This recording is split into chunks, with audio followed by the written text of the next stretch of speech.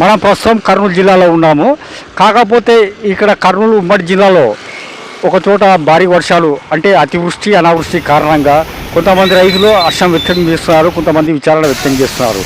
Market యార్డ్లకు తెస్తున్న ధాన్యాలను కొంతమంది కొనుగోలు చేయడానికి తీసుకొచ్చారు. కాకపోతే ఈ వర్షం కారణంగా చాలామంది రైతులు నష్టపోయారు.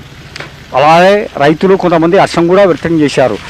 బాధపడుతున్న రైతులకి ప్రభుత్వం ఏదైనా సహాయం చేయాలని MSR 27 న్యూస్కి కోరారు.